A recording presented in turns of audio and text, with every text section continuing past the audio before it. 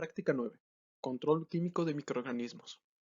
En este video hablaremos sobre antimicrobianos, halos de inhibición, el antibiograma y la concentración mínima inhibitoria.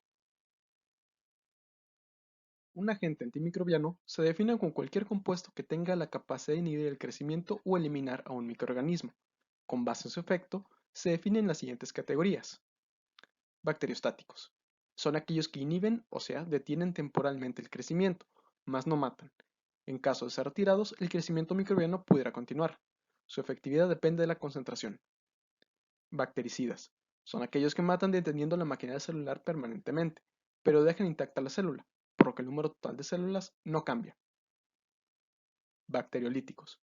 Matan causando lisis celular, por lo cual el número total de células disminuye por su efecto. Otra forma de clasificar a los agentes antimicrobianos es por su aplicación. Entre los antimicrobianos utilizados in vitro se encuentran esterilizantes. Son capaces de eliminar todo tipo de microorganismos además de endosporas. Normalmente se reservan para equipo y material quirúrgico, pues ocupan un nivel muy alto de esterilización. Por ejemplo, gases como el óxido de etileno o el formaldehído son muy utilizados. También líquidos como el hipoclorito de sodio. Desinfectantes e higienizantes. Ambos son utilizados principalmente en superficies, pisos, techos, paredes y mesas, además de objetos inanimados. Sin embargo, lo que los diferencia es su eficacia para eliminar los microorganismos. Los desinfectantes, por un lado, matan microorganismos más no endosporas. En cambio, los higienizantes solamente reducen la carga microbiana si llegara a la esterilidad por completo. Aquí se encuentran compuestos como compuestos fenólicos y detergentes de múltiples tipos. Por último, los antisépticos son capaces de matar o inhibir el crecimiento microbiano. Sin embargo, dada su baja toxicidad, pueden ser utilizados en tejidos vivos, como en el lavado de manos o en la limpieza de heridas. Aquí encontramos ejemplos como el etanol al 70% o el peróxido de hidrógeno al 3%. Para hablar de los antimicrobianos utilizados en vivo, hay que definir un concepto importante, el espectro de actividad. Este se define como el grupo de microorganismos sobre el cual un compuesto antimicrobiano tiene efecto. Un compuesto de bajo espectro es muy específico respecto a quien afecta. Por ejemplo, únicamente a un género de bacterias o a un grupo como los gram positivos. En cambio, un compuesto de amplio espectro puede afectar a un gran número de microorganismos diferentes, tanto por ejemplo gram positivas como gram negativas. Estos compuestos pueden clasificarse según su procedencia. Entre los compuestos sintéticos se encuentran análogos de factores de crecimiento, sulfamidas y quinolonas. Estos compuestos tienen una estructura similar a cofactores o metabolitos esenciales para la maquinaria celular. Sin embargo, tienen diferencias claves que impiden que tengan utilidad para los microorganismos. Los compuestos naturales son los que reciben el nombre de antibióticos. Estos son compuestos producidos por microorganismos, como bacterias u hongos, cuya finalidad es inhibir o afectar a otros grupos de microorganismos. Su rol en la naturaleza es como arma para la competencia por nutrientes. Los antibióticos a su vez pueden agruparse según su blanco de acción. Aquí cabe destacar tres grupos esenciales. En primer lugar, están aquellos que tienen un efecto sobre la transcripción. Estos actúan inhibiendo la actividad de la ARN polimerasa. Esto evita que se genere el ARN mensajero y por consiguiente no hay síntesis de proteínas.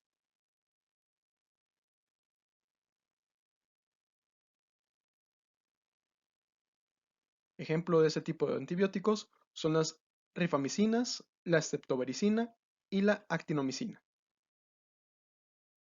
El segundo grupo consiste en antibióticos que afectan la traducción de proteínas. Esto lo hacen actuando sobre la acción de los ribosomas. Ejemplo de estos antibióticos son la streptomicina, el cloranfenicol y la tetraciclina.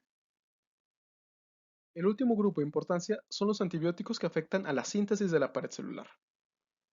La mayoría de los antibióticos de este grupo reciben el nombre de betalactámicos, debido a su estructura similar.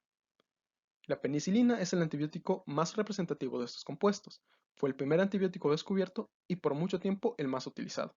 Sin embargo, solo es efectivo ante bacterias gram positivas, y su uso desmedido generó resistencia en la mayoría de los patógenos ante los cuales antes era efectivo, por lo que se ha requerido modificarla para poder producir nuevas generaciones de antibióticos. Por ejemplo, la ampicilina y la carbenicilina son antibióticos betalactámicos de amplio espectro, capaces de tener un efecto en bacterias gram positivas y gram negativas.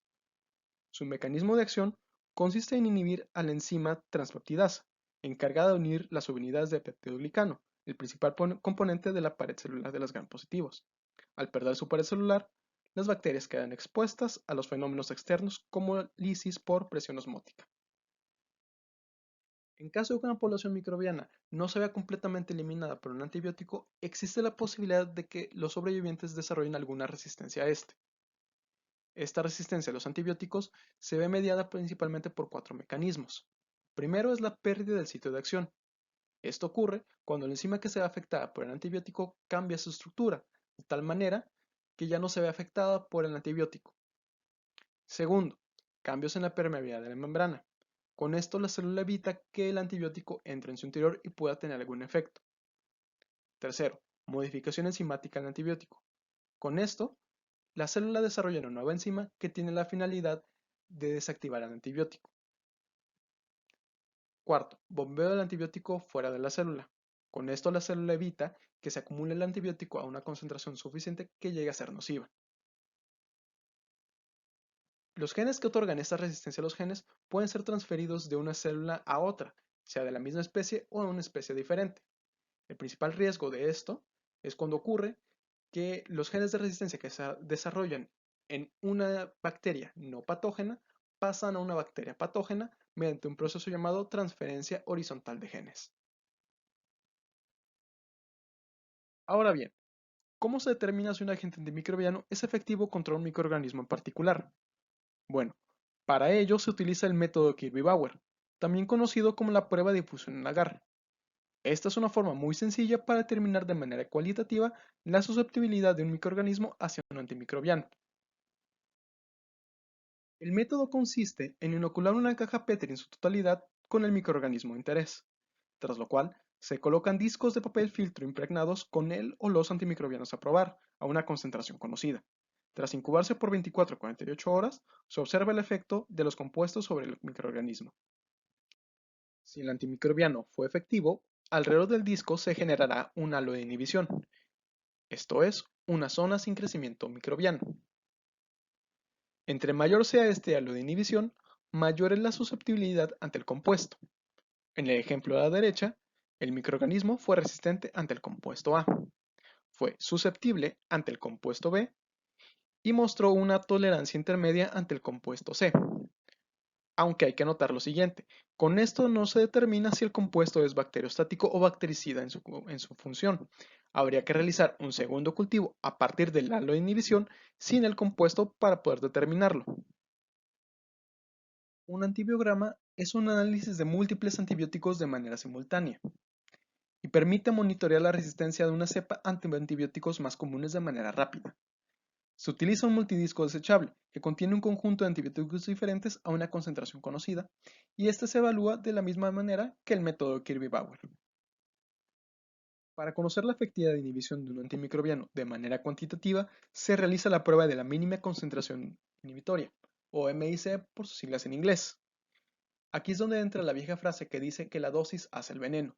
Buscamos aquella concentración a partir de la cual se empieza a ver un efecto de inhibición gracias al compuesto. Para ello, se parte una concentración conocida del compuesto a probar, a partir de la cual se realizan diluciones seriadas en tubos de ensayo con medio de cultivo para obtener un gradiente de concentración y se inoculan con la misma cantidad de microorganismos. Tras incubar durante 24 horas, se evalúan los tubos por turbidez o con un espectrofotómetro y se determina la concentración más baja a partir de la cual se observó una total inhibición del crecimiento microbiano. Esta va a ser la concentración mínima inhibitoria. Con esto damos por concluido el tema. Si después de ver este video te surgen algunas dudas, puedes revisar tu libro de texto o pedir asesoría con tus profesores. Gracias por su atención.